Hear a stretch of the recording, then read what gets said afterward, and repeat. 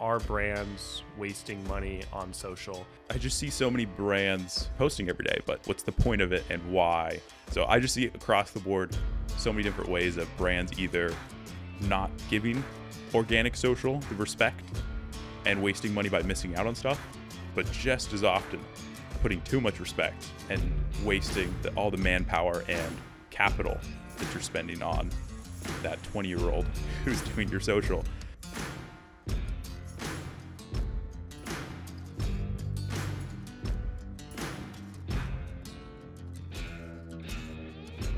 Welcome to the Backcountry Marketing Podcast. My name is Cole Heilborn. Today I'm sitting down with Sam Van Boxtel. He is the founder of Climbers Crag. Sam, how are you? I'm doing great. Thanks for having me on the podcast.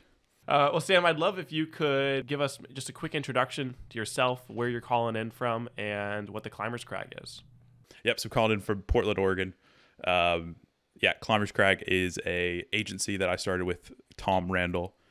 You might know him from Lattice Training, Wide Boys, many of his climbing businesses. But we founded it as the climbing industry social media agency. We want to help brands grow on social media. We just feel like the climbing industry was kind of behind in some ways on social. So the topic we're going to be diving in today is, are brands wasting money on social? And there's a bunch of different ways to look at this. But before we dive into some of the nitty gritty, I'm curious, why is this a topic that you're passionate about? Is this something that you run across frequently? Like, kind of set the stage for us before we dive in. Yeah, I thought it was interesting to hear from an agency's point of view. I almost want to revert. I just see so many brands, and you'll listen to this podcast, you might be like, yes, we need to do organic. And I almost want to say, yeah, hey, hold up. If you're a climbing gym, if you're certain things, you probably shouldn't be. And I kind of want to touch on some of the sides of, I did another podcast pretty recently, and I had a bunch of outreach after that. And they were like, oh, so you said do this. And then I said, well, okay, so that was general advice. That was advice to this case. You're actually in this other boat, and that would be a waste to put this much effort in. So I just see across the board so many different ways of brands either not giving organic social the respect and wasting money by missing out on stuff, but just as often putting too much respect and wasting all the manpower and capital that you're spending on that 20-year-old who's doing your social. And it's like, yeah, you're posting every day, but what's the point of it and why? Or the third category, what we used to do a long time ago is maybe you blow up really big.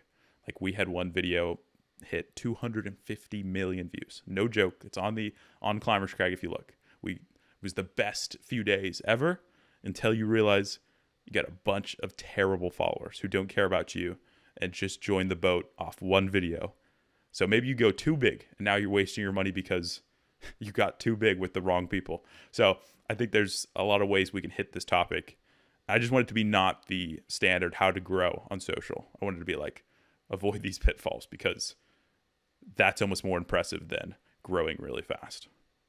Well, and I think maybe to expand on what you're saying, it seems like today everyone assumes or believes that they need to be growing on social, or they need to be executing on all the new platforms that are showing up, or YouTube launches shorts, and then everyone's like, oh crap, we gotta jump on this, and we gotta start to take advantage of these opportunities. And yeah, I'm really curious to dive in and understand what are the opportunities that certain brands or certain companies should go after. So I'm curious, where do we want to start? What if you had to break down, if we had to simplify this idea into like two really, really basic camps? There's your company needs to grow on social, and there's the camp of maybe you don't need to grow on social. At that very, very high level, how would you start to break apart people or companies into those two camps? So I always talk about as two goals with social. There's lead nurture, which is a fancy way of just being, I would describe it, your social's now your website. your modern website, which is some brands that's maybe like gyms, maybe like your local coffee shop doesn't need to have 1 million followers. Your local coffee shop just needs to look nice, be active, and when one friend shares it to another, they go, ooh, that's cool. I'm going to go there. And maybe they have like a first time discount or something on that Instagram that really incentivizes people to lead in.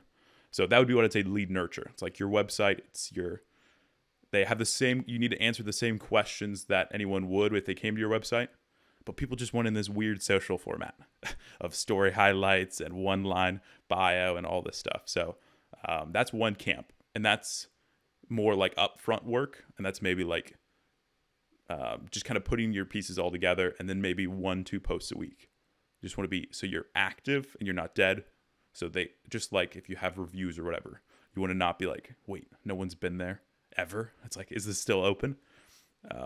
So that's kind of one big camp. And the other camp I would say is the people that want to have the goal of growing and getting new people in the door because of social. So that means you show up in their feed and they go, that's cool, I'm going to go to that place or buy that product. So that's what I'd say is that's lead generation. Is it too simple to break it down into service businesses versus product-based businesses? I would say so, because I think there's a lot of layers to that. That's why I kind of go down, like one of the first things we do with clients is audience. Who's your audience and what's the goals? And I think that's because this leads into that really nicely. Like, I'm trying to figure out how much effort should you put, how much budget should you put towards this? And yeah, it's really being realistic also. Like when I'm thinking about like which bucket they fit in is like, are you reaching how localized is your target audience? Is your target audience US? Is your target audience Washington? Is your target audience Vancouver? The smaller it gets, the more likely your budget should be smaller, in my opinion. In terms of active posting from organic. There's other things I would suggest you do on social with that budget, but the broader you get, if you're an app that anyone can use around the world, you probably should be using, like, there's a good way you could use social, especially if you got a bunch of content in that app that would do well in social. So that's kind of it's maybe less of a binary, but more of a spectrum that puts you towards one side or the other. And really it's just budget allocation, I think, is the main thing. And some of the approaches you'll take. Interesting. Okay. When brands come to you and you're starting to talk about these high level goals and trying to understand the value of building the social, what are some of the things that you see pop up, common themes around quantifying the value of social? Yeah, the biggest question, and arguably I'd say near, in quotes, impossible answer. Like there's my answer always when clients bring that up, and I'll just give you guys that because I think it's what do we track? Because you got to track something. My KPI will almost never be revenue as an organic social. I would say that's it's always going to be organic social is always going to be step one of a multi-step process that leads to revenue. So what we track on the social side is three things in the funnel. The top is awareness in terms of impressions. So how far are we getting out? Because impressions also, we're starting to quantify a little bit more in the cost it would take to pay for those impressions. Because I think that, like, right now the average on Instagram, if you're going to pay for 1,000 views, it's somewhere around the $8 mark, according to a few sources. And maybe it's smaller depending on industry and a bunch, but broad average. So when you start taking that, there's some way you can bring some quantify. Okay, if we wanted to reach 1 million people, it would cost $7,000. Okay, how can we do that for cheaper? And that's probably organic and leveraging what the platforms want. So anyways, high level impressions, and then we go to website. Then we go to followers.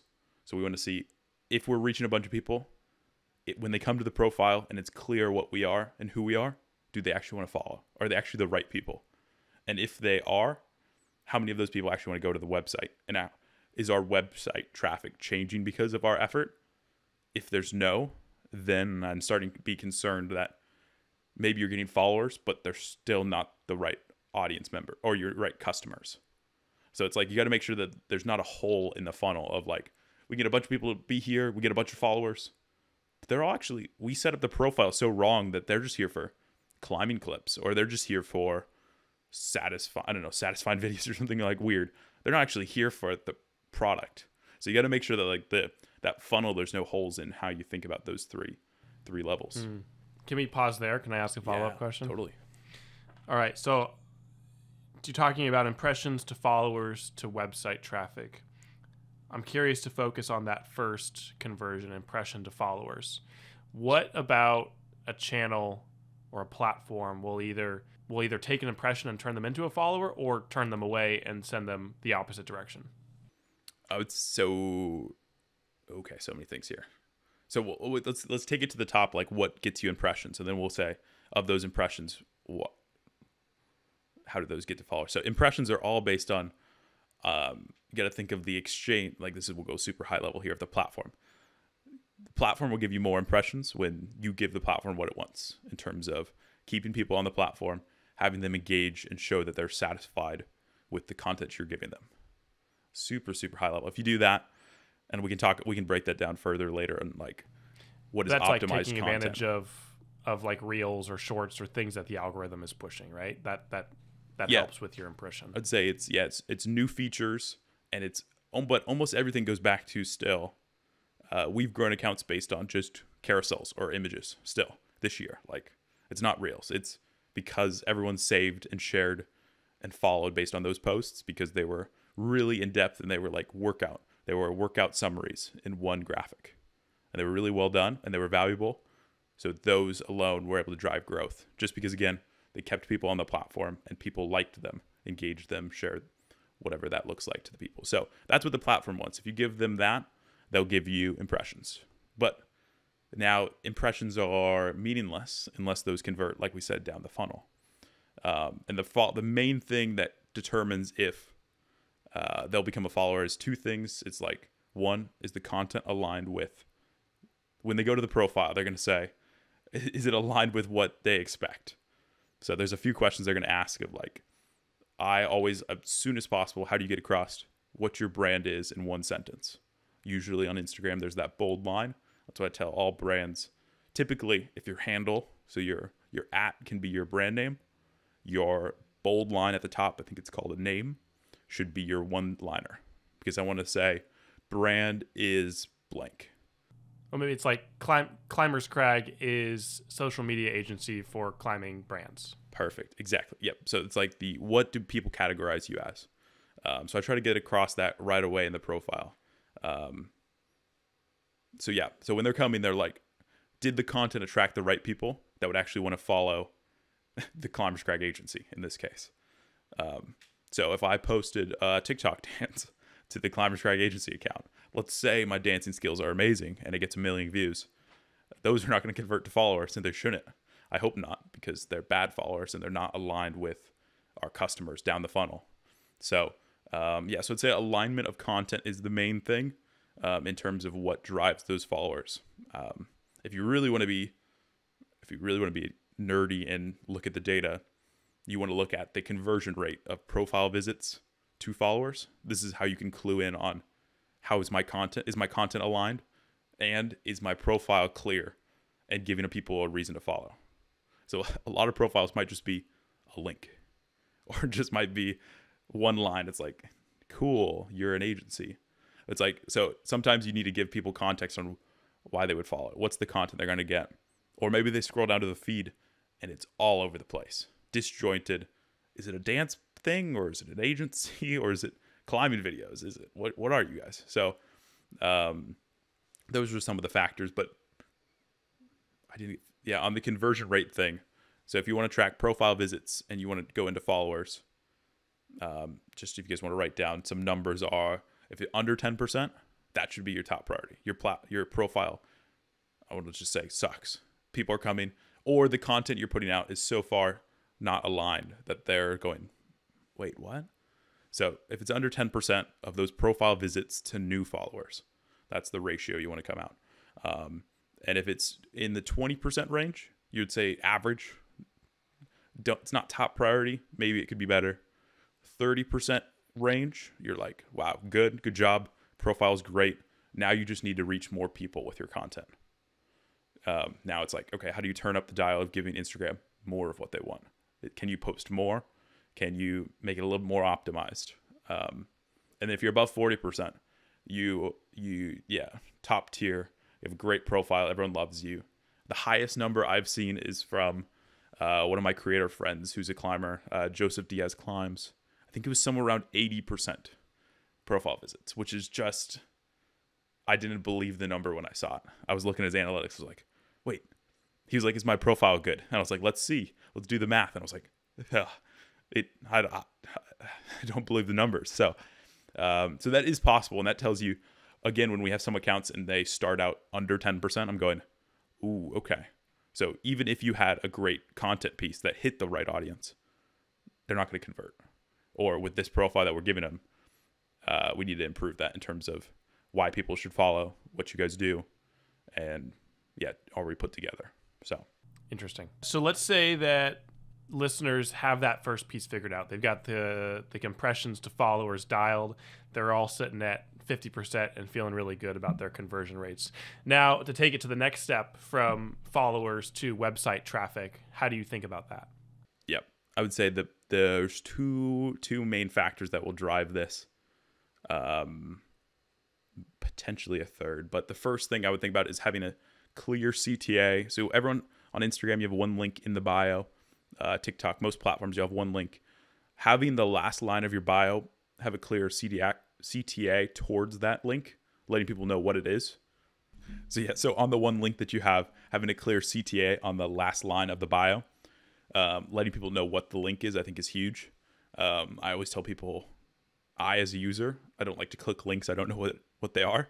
I think this is like the classic email spam culture of like, don't touch that sketchy link. So I always try to be very clear, like, is it a shop link? Is it a new product? Is it a free course? Is it a email? Whatever it is, you should have a very clear call to action to one thing, and you should be clear on what that is. So that's the first thing. People need to know what the link in the bio is. Typically, if you can, I would try to not have it be the homepage. Sometimes it makes sense for it to be the homepage. If you don't have any freebie or anything you're running at the moment. But otherwise, I'd try to have it be something specific. And then the story highlights is typically the second place you'll drive your other website traffic, this goes back to the analogy of the account being a website. Having your story highlights then would be your tabs of your website.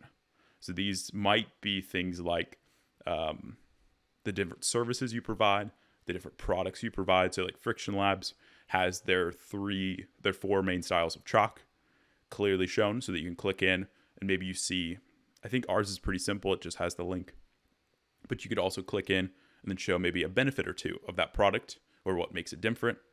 And then you have a link there to go to that, straight to that page. And you're not wasting any links. So I'm always trying to send people where they want. Again, going back to the website analogy, you don't want to have 10 million clicks to get to the place they want. So I like showing them the options in those story highlights. So maybe it's work with us. Maybe it's our work if you're like more of a service-based thing. Trying to think of some other good examples. Could be like testimonials and things like that. Trying to answer the questions that they have. Because again, they're trying to figure out who you are. Can they help me? How do I work with you? All the same questions that you should immediately answer on a website should be immediately answered on the Instagram bio. So yeah, and this is my one beef with Linktree for the people with Linktrees. The Linktree phase that went through is I like having the story highlights more than that because it shows the options right there. They can see, do you have a YouTube channel that you want me to go to? Do you have a free course or a freebie that like you can put those all there and you can have a visual experience. So they click into YouTube, you can show the top videos and they can just click into that video. Or you could show a playlist. You can just be more creative than a Linktree, which is it's hard to drive people to that because it's a Linktree. It's like, ooh, check out my free courses and my thing and my thing and my other thing. It's like, that's not a very direct call to action at the bottom of your bio. And it just kind of adds that extra link friction of I have to go to the link tree to pick which link I want to watch versus just seeing the link tree options. Now I also know as your brand, oh, you have free things, free courses. Oh, you do have a YouTube. I don't have to dig deep to find that. It's there, again, clear, just like your website or whatever. Oh, they do consulting. Oh, they do account management. I don't need you to like dig to find that information. I want that to be clear. Interesting. So those are all great examples for like a service. We talked a lot about service-based businesses there. You mentioned some product. If you're a product-based business, some ideas there like highlighting your 10 best chalks, etc. What are some other ways that brands could use those story highlights to send people in a direction? Like, let's say if they have if they're running a video series, like would it be recommended to send people to that video series with those story highlights? Yeah, I'll actually pivot this slightly because I think at all times an Instagram account should have a few different 1 to 3 call to actions at all times. Like, because, and maybe this would have been a better place to start earlier, was I think Instagram and all social breaks down into like the point of it is get attention and have that attention learn about something you want them to learn about. It's the highest level. So if you get a bunch of attention and you don't have any clear, like, what's your why? What do you want people to know about? Hopefully it's valuable and adds value to them because that's what you need to have a business. But yeah, so that would go back to whatever your CTAs are should show up in the story highlights, should show up in the bio. So I think I would almost push back to whoever's saying, what do I put there? It's like, well, what do you want? Do you want people to know about your new product? Do you want them to know about your, like, I don't know, like an infinite amount of things, like, but how do you display that and how do you showcase that? Is it new products? Is it this feature that no one knows about that you wish people would know about? Is it this FAQ? Is it, yeah, infinite amounts of things. But it's like, I would push back and say, that's a good thing though. Going back to wasting money, like that is probably the number one way is just like, we just want to get a bunch of views. It's like, okay, but what is the clear, also if you can boil those down to like one sentence, like, okay, here's the sentence for maybe this offer or this holiday sale. Like right now in Friction Labs, it's like, we want to let people know for the next month or as long as the sale's going on, this is the holiday sale. You're not going to get this again. Here's our one sentence. How do we get that in captions? How do we get that in posts? How do we get that in the profile?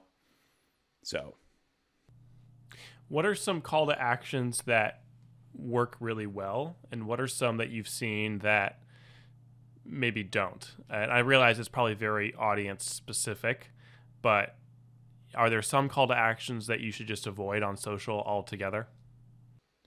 Yeah, that's a good question. I would say anything that you always got to be careful when you're asking people to go off platform or change mindsets. Yeah, so anything that's why it's always hard to, when people put in an Instagram post, it's like, hey, new YouTube video. It's like, cool, but I'm looking through Instagram feed right now. I'm not here to watch YouTube videos. The notorious example is in Instagram stories. So yeah, like the worst example I would say is like on Instagram stories when people make a link sticker and they'll say new video or go buy my product or something. And it's like, I'm in a stories feed. I am doing this one thing. So the quick hack or way, like best practice we found on there is what we'll call the DM for link. So it's like doing a poll where you say, do you want to watch our new film? Or do you want us to send you the link? Do you want this discount? Is the question of the poll. And it's yes or no. So then if people say yes, you can just copy paste, send them the link. You can add a little personalization if you want to make it even more over the top. One, you might start a conversation out of that, which could lead to a sale or whatever, and just make you a little bit more personal. But also what happens is you get that link, not in the stories experience, but now you get this link in the DM, which is when they want, they can come back to it at any time.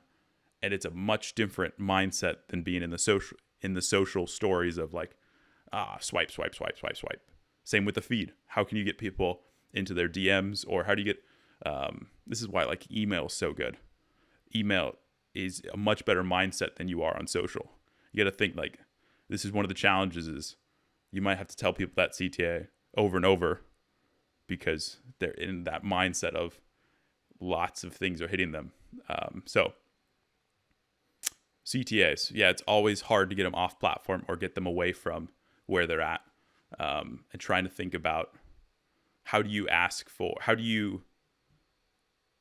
make it as frictionless as possible in terms of where they have to go to get that offer. Well, it either sounds like the offer to take them off the platform needs to be so good that they have to jump on it now, or you need to give them a way to quickly come back to that offsite experience and find it and then follow through with it at a later point where maybe it's more convenient time. Yeah. And I don't think the CTAs need to be, again, when I was going back to like every brand should have 1 to 3. These don't need to be like perfectly crafted. Like, don't be overwhelmed by this. This is like, just need to be simply aligned on, we want email subscribers. Cool. And this month we're going to do a giveaway. So everyone who signs up is entered to win. Okay. We need to let people know that we're doing this giveaway to collect email addresses. That's just one of your 3 things. Oh, we have a sale, or we don't have any sale. We just want people to buy this product. Okay. Just be clear. That's the one we're going to be talking about this month. So yeah, it's like, I don't let this idea of call to action overwhelm you too much, but it's like having a clear goal of where you want the traffic to go, because collecting attention, and then it's like, where do you want to send people? Because if you don't have clear on that, you'll go months with not sending people anywhere, and they'll just be like, cool. I mean, I saw something cool. I think I've seen that brand before, but I have no idea what they do or what they want me to know about. So that's when, again, you get into that territory of maybe you're getting a bunch of impressions, maybe you're getting a bunch of followers, but you have a big hole trying to figure out like that last step of where you want people to actually show up. Where do you want to see the conversion? Because again, sometimes it's not revenue. It's maybe email list, or it's showing up in person or going to a store or something like that. So, all right, I'm curious to transition a little bit and start to talk about platforms and which platforms brands should be considering. Obviously, platforms rise and fall. There's new things that pop up and then they disappear, and then there's some that have lasted for quite a while. How do you begin to decipher what platforms a brand or a company should be focusing on? So typically, I would say the short answer is all roads lead back to Instagram, but the longer answer, most roads lead back to Instagram. The longer answer is, I guess just kind of working through Facebook. I think is kind of is where you'll see a lot of brands right now. Facebook, the only value I really see for most brands is being from an organic point of view. All this is organic. Facebook paid is still alive and well. It's expensive, but it's alive and well. So the only advantage I might see to post organically on Facebook would be to be active, so that if you were running paid traffic, when they check out your profile, just like I talked about earlier on Instagram, when they check it out, you're active and you tick all the boxes of, okay, they're alive, they answer all my questions, etc. But outside, if you're not doing any paids, I don't really see much value on Facebook. The organic reach is just really low. And that, on the high level, why do platforms have bad organic reach versus good organic reach? It's not, I don't love when people are like, the algorithm's pushing this or that. It's like, that's really not the thing too much. It's all supply and demand, basic economics, classic. It's all how much content is there and how many people are wanting more content, viewers to content.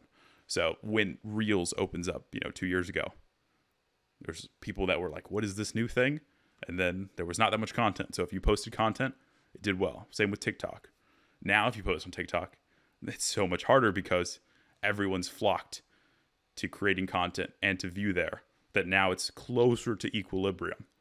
And Facebook, to bring it back to Facebook has so much content that right now it's just between the ads and all the things they want to show you, there's just not, like, your content has to be so good to be shown. So Facebook, I kind of moved through pretty quickly. YouTube is the next one.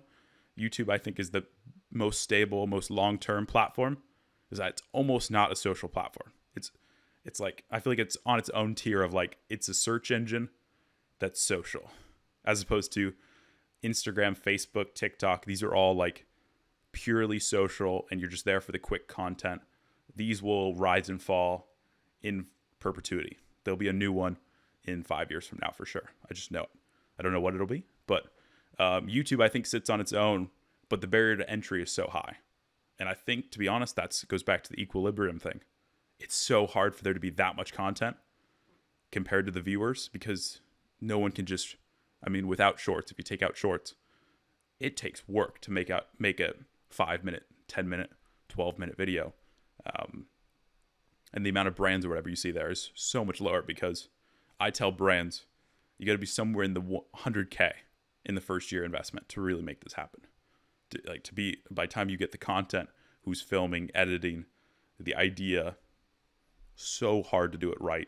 So, yeah. Well, that depends significantly on the type of content you're creating too. For sure. Yeah.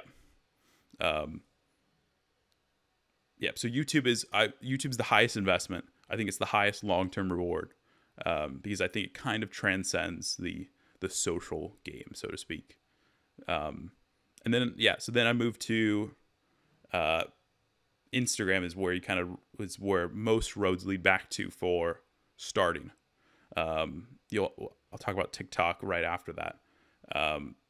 TikTok's usually the upgrade, or I say Instagram's kind of the warm up to TikTok, because TikTok's, I think, even harder on the short form content side. So Instagram is the reason I like it so much is just because you can have so much under one roof in terms of stories, feed posts, and reels. Now you got 3 different ways to connect with people, and some people can use things like the shop and DMs as well. So it's like 4 main ways you can connect with people.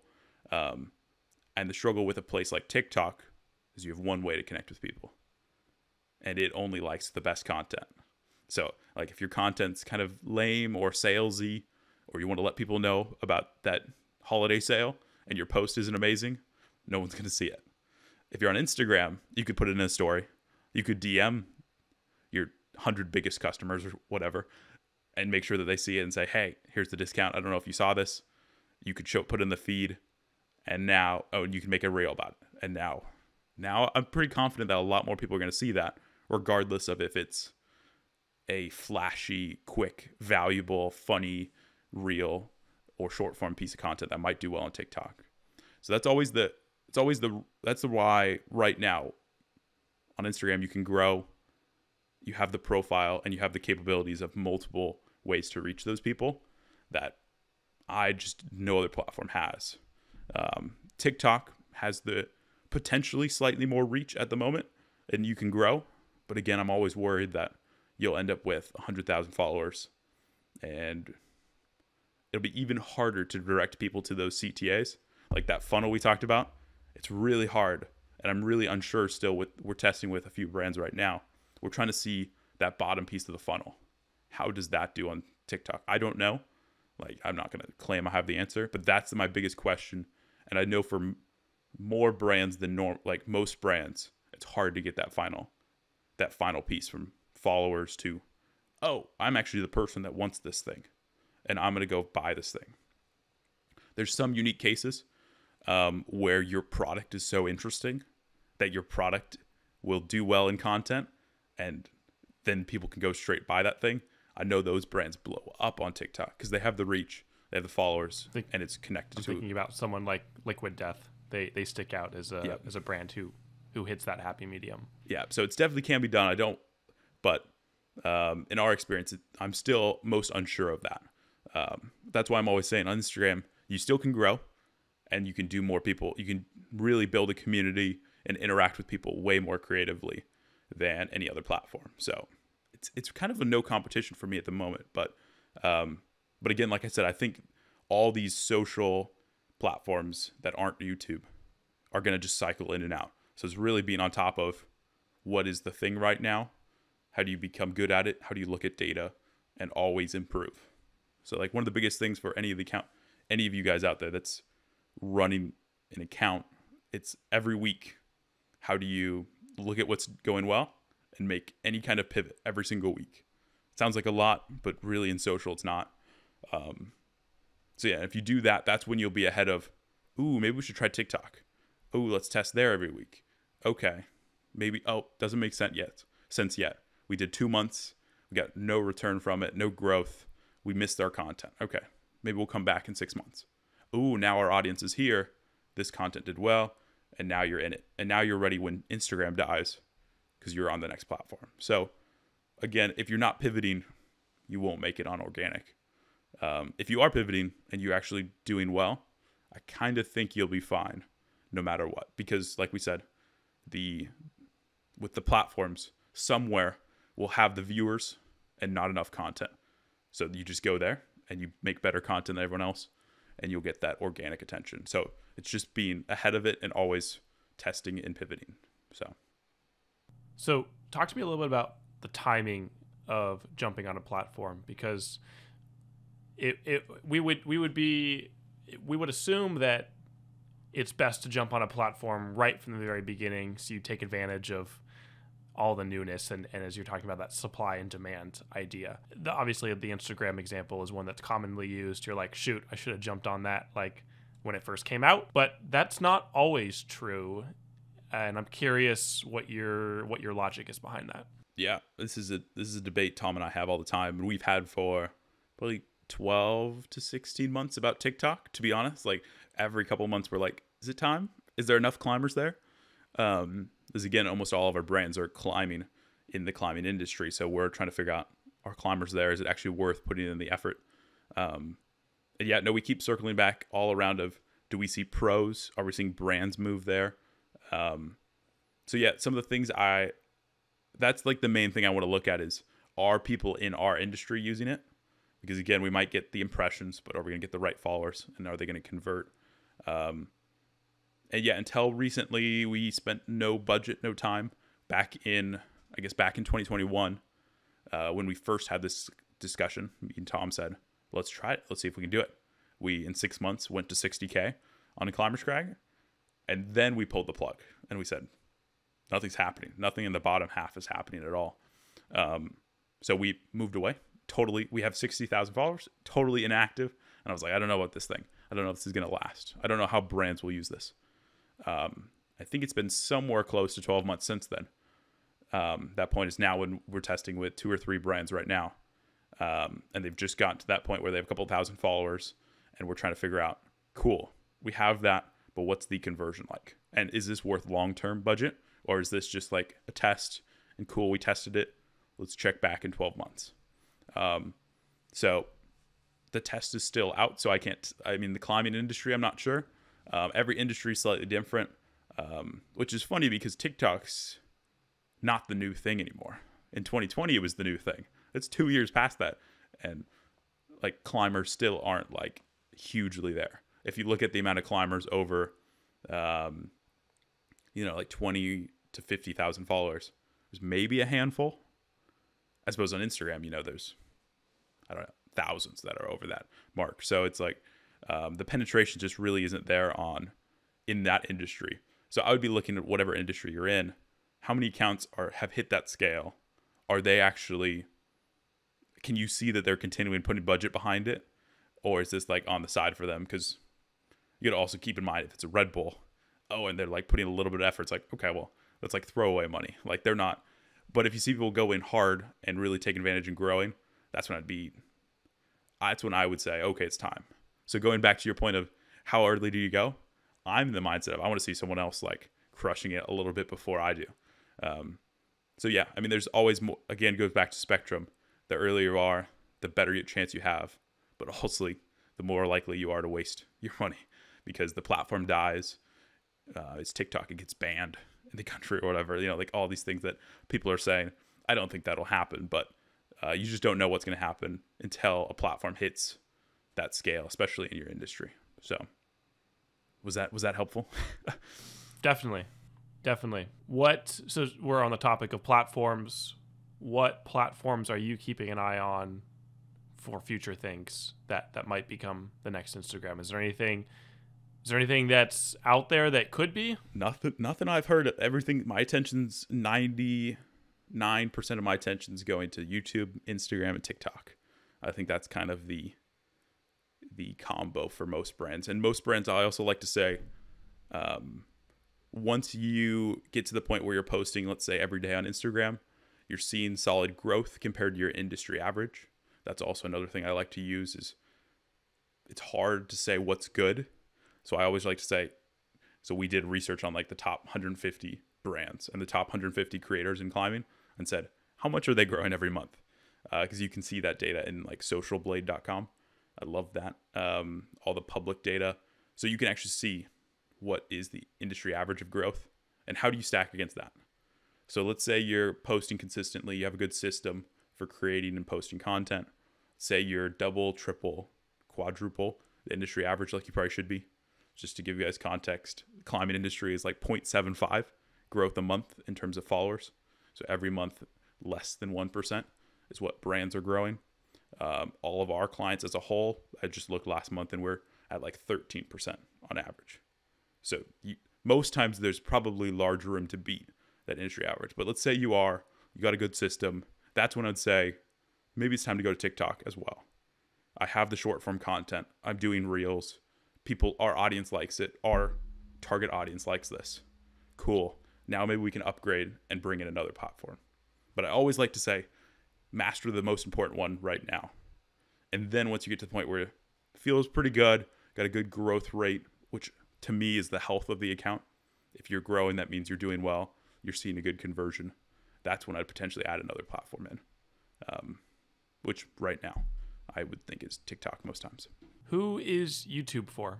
We talked a little bit about how difficult it is and how much of a long game YouTube is. When is it worth the investment? I think I'm most excited about it, and the only 2 times I bring it up is when you're already doing some kind of long form content creation. Let's say things like a podcast, or we're working with Crux Academy, which is doing basically a masterclass for the outdoors. So they're filming long form courses. I said, hey, you have the best athletes for several days filming. We should do a YouTube channel that's maybe some of the course content and maybe some original content that's made for YouTube. Again, feels like a pretty natural, it's not going to be as much of that investment. It's going to still be a big investment, but it's more adjacent to what they're doing and their goals as a business. So I'm always excited when there's an adjacent, when you're already creating some kind of long form content, because I think the barrier is so long, so big to really get started in any kind of this content. But if you're already doing it in some capacity, that's when I'd say, how can you do it for YouTube, or how can you add a YouTube portion to it? That's when I think YouTube makes sense. I'm sure there's more setups than that, but in my experience, that's when I'm like, yes, this can work. Yeah, I was gonna say, and then what's great about YouTube is at some point, once you get it going, you can be paid AdSense, and you can hopefully, if you could break even on your marketing engine, who's getting millions of views, maybe not millions of views, even hundreds of thousands of views in the right people, and you're getting break even or even making money. I mean, that's a good system to have. Like, sign me up for that. So, yeah. I'm curious to hear your thoughts on this. So frequently it happens in our world where a client will come to us and they talk about YouTube, and they talk about, we want to create stories. Basically, they want to duplicate Yeti or Patagonia, and they want to try to replicate that for themselves, which is great because we love that type of content, and we love getting to tell those stories. I think one piece, though, why it often doesn't work and why we end up pivoting away from that when we work with clients is because their audience isn't trained for that type of content, or they're not ready for that type of content. How do you train an audience to expect, in this case, a Patagonia example, how do you train an audience to expect that type of content? Oh, I don't know. That's a good question. I would love to dig in this because I'm curious on your side, my brain instantly went to, if the brand isn't something that has a broad target audience in terms of who use it, where they use it, it goes kind of over to the organic side of should you really spend that much effort, or should you be more localized in paid ads, local marketing, whatever that is? I guess I'm curious from what you've seen, do you think that's a part of it, or I don't know? I'm going to ask you or flip it on you. Yeah, what do you think? I mean, there's a reason I asked you the question is because I don't know the answer. What do you think? Because I don't know the examples because I haven't quite been in that situation yet. So I guess 2 examples. Recently, we worked on a feature documentary called Bike Town. It was in collaboration with FreeHub and a bunch of other bike sponsors to bring the project to life. And it's a 45-minute film about how mountain bike communities have formed unlikely partnerships with land managers to develop trail communities and thriving trail communities. And we did a whole distribution, a live distribution around the country. It's now on FreeHub Magazine's YouTube channel, and it's doing really well. I think FreeHub has done an excellent job of building a platform, though, where it's a community platform. People come to the platform because they want to learn something. They want to hear a story. And I think for FreeHub, their background, they started as a magazine telling stories about mountain bikers and communities. And so it makes a lot of sense that the YouTube channel is just an extension of their core product, which is their magazine. So I think in that instance, that's why our film has seen success and continues to grow in views. I think situations where we have produced projects for companies, I'm thinking of we've produced some brand films, and brand films are questionable these days, like if they're actually helpful or useful, and I think it's very case by case dependent. But I think the biggest thing is in the times where it hasn't worked or there hasn't been a bunch of, let's say, engagement behind the brand piece is when the company doesn't really know who their audience is or what their relationship with their audience is. And as we've done those projects in the past, now we're at a point where we're like, you need to have that figured out before we're even going to start talking about a story or start talking about making a film. Because, I mean, if it's not going to land and if it's not useful, then it's not worth our time or your time to invest in this. And so I feel like that's the biggest thing, is a disconnect between understanding the relationship between the brand and their audience. Yeah, and maybe once you figure out the audience, my brain also went to this because we're thinking about doing this on the Climbers Crag YouTube channel, is having some of those branded films, because I know they're being made, but instead of being distributed on some small brand's 2,000 subscriber channel, it's like pairing with a platform that you can get distribution on that aligns with that audience. I think is kind of where my brain goes. If you don't have a following, I guess building I'm always thinking about distribution, but thinking about that before you get too far down the process of making the film is like, where's this going? Can we partner with some platform, like you said, that is aligned in the audience and would feel natural for that story to show up? And again, in theory, you're giving them a good story and something they'll like if that audience is that target audience. And that's where I would see it doing well, versus you just saying out of the blue, it's like, all right, this is first video, we're going to be Yeti, and we're this local coffee shop. And it's like, oh, I mean, that's going to be a grind. Maybe you pair up with, so that's just where I'd be. It's like, I would think about distribution, audience, like you said. But yeah, that's a good one. Branded films, I would love to pick your brain more on that, but we won't go into that because I'm curious about those. Let's talk a little bit about performance versus quality in terms of overall approach. You mentioned this earlier, and I wanted to circle back to it. Do you focus, I guess, how do you think about that? Is it better to do super quality but fewer posts, or just tons of posts that are so I guess I would define the terms here.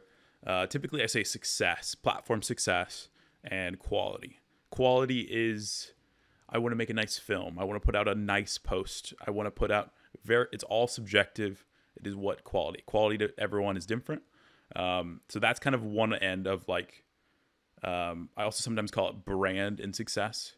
If you want to talk about your brand and tell your exact brand messaging, and you don't have any wiggle room, and it needs to be a horizontal image, actually it needs to be a horizontal 6 images, and that's my brand, and we write long form, you could do that. But on the spectrum of brand / quality to success is, are you reaching the people? Going back to the funnel, all we've talked about so far has really been success. Impressions to followers to website traffic.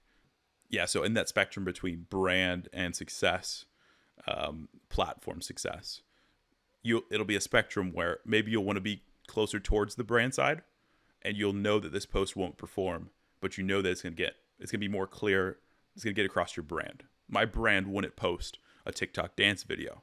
Maybe I doubt it's not probably what's most successful, but it might be. Or let's say in a climate example, it's always posting big dynos. The longest dyno possible, the most shocking, cool thing. Yeah, that might be platform successful, but it might not be at all connected to your brand if you're a climbing coffee brand or something. I don't know. So it's a spectrum of where you want to be. And when I build a strategy out, I'm always trying to balance each post and the strategy as a whole on, is this like, what I guess goes back to goals. Do they want to be big follower growth or big awareness, big impressions as a goal? Or do they want to get their messaging across, or they want to be very clear on who they are, who they aren't? Again, sometimes you can do both, but I typically think of it as a spectrum of how successful do we want this to be? And once you start learning what does well, and again, like we said, when we're posting 100 posts a week, we have a pretty decent sense on what will do success. And then we have the brand side to be like, what do they want, or what do they want to get across?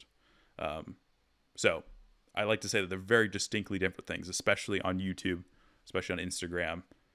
You can put out something, you're like, this is amazing. Why didn't people see this? I'm like, yes, it is amazing, but it's not made for it's not going to do successful on the platform. So I just like bringing that up early with brands and creators is big, because it's their brand, it's their film they made. And I'm like, yes, but you got to think about the title before posting the video, because otherwise, why am I going to click on this? So, success versus quality. Another topic that I want to just brief over is when to outsource and when to manage all this in-house. How do you think through that? And basically, when should someone reach out to an agency like yourself? Yeah, I feel like it's typically so going back to those two goals of lead nurture, where we started the call, lead nurture, lead generation. If anyone comes and it's maybe a gym or someone that's a local place, and they should be in the lead nurture category. You've decided, listen to the hour chat, and you're like, I think we shouldn't go really hard and make a bunch of content. I think we should just look nice and have a nice profile that's active. If you fit in that category, that's when potentially you want it's maybe nice to get a consulting call or just some consulting input to help you just speed up that time to getting everything put into place. But that's when you can really handle that yourself. If you can have a staff member, whoever you are, someone just doing that one or two posts. Because again, it's about activity. It's not about like, whoa, this was optimized for this is blowing up. But when you move into the other category of lead generation, that's when you just need to not have a staff member do it, not just have your sister, or I don't know, your nephew or whatever do it. Like, that's when you need someone who knows what they're doing, because going like that is when you waste money, is because brands just put out all the things we talked about today. Your niece or nephew's not going to probably have clear CTAs. They're not going to have a high level goal. They're not going to probably talk to you about the audience. They're going to just post and they might be successful. They might post things but they're going to probably be so unconnected to the brand that it could be a total waste. So that's when I would say, really look at a freelancer or an agency, someone who has done it in your industry. Also, I think that's important. I really don't think it translates insanely well across. If I did a skincare social media, I think I would suck, to be honest. I would know the right questions to ask, but you wouldn't be able to just instantly have that plug and play. Here's the questions, here's the role.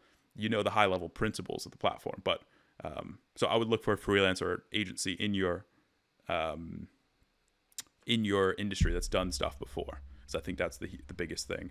And I've heard with people sometimes before, this is like going to shoot ourselves in the foot here, but a little bit. But the best way to really go about it is to have someone internal who's working with the agency, who's picking up on their processes, systems, and the way they do things. And hopefully they're trained up in 6 months, a year. And they're like, oh, they always do this. And the guy I work with, he always does this. He asks this question. I take notes. I'm a big learner. And then potentially they could head up your social a year from now. I mean, we might lose some clients from that, but that's like the best way. If I was running it, run with the agency, but pay attention, ask the right questions, actually learn from them.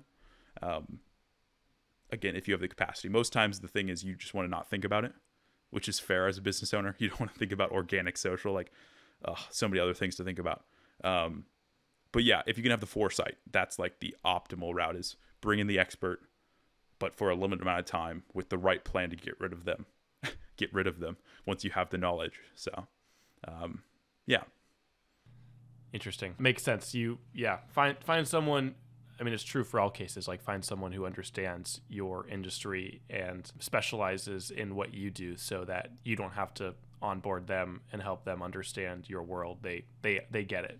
Yeah, the copy thing is so hard too, especially with organic social. Like, messaging's a decent amount of the whole piece of the pie, and if you have to teach them what a dyno is, or what, like, any of these key terms in your industry, it infinitely becomes more work for you.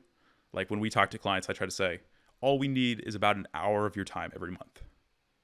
And that's because we know so much about the industry.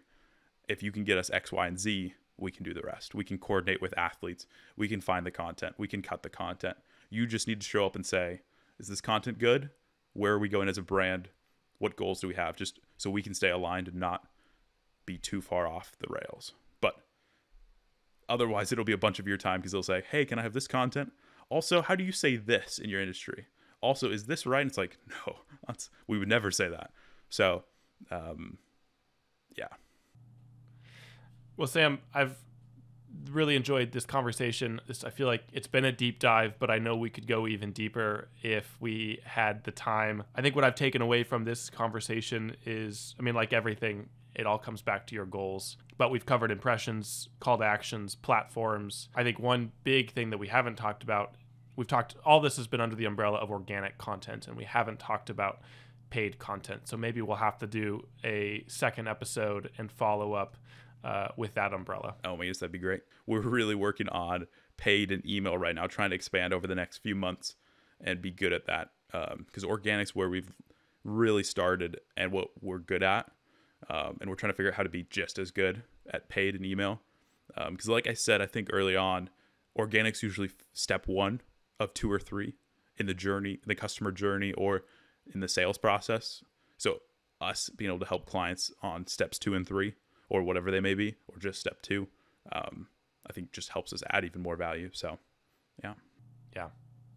Sam, is there anything that you want to leave our audience with? Any last thoughts or anything we didn't cover? I mean, we didn't cover so much, so shoot me an email, sam@climberscrag. I'll answer anything I can. We also do free consulting calls if you just want to pick my brain on something. We're doing that for now. I don't know how many emails before I shut that down and say, I don't have the time to do this. But yeah, send me an email, sam@climberscrag. We can do a quick chat. I can hear about what you guys are doing. I probably won't pitch you on something unless I think it really adds value. I'm always about the organic next step. So, yeah, it's not going to be me coming in with an agenda on you. So, yeah, send me an email. Where can folks go to find you, or the YouTube channel, or the agency? Yeah, so I hope if you can just search Climbers Crag anywhere, you should be pretty clear. I like to think that we're okay at our jobs and letting you know where everything is. So, yeah, if you search us, we're on YouTube, Climbers Crag. The only thing that's kind of weird is on Instagram, we're Climbers Crag Agency. We have a second account there that shows testimonials, case studies, who we've worked with. But yeah, we also have a main page on Instagram as well, climbers.crag. So I would be sad if you can't find what you want to find through Google. But yeah, that's yeah. Awesome. Well, Sam, thank you for taking the time to chat. This has been a lot of fun, and I appreciate you giving all of us some things to think about as we head into the new year. Yeah, totally. Always nice chatting, Cole. All right. Take care. See ya.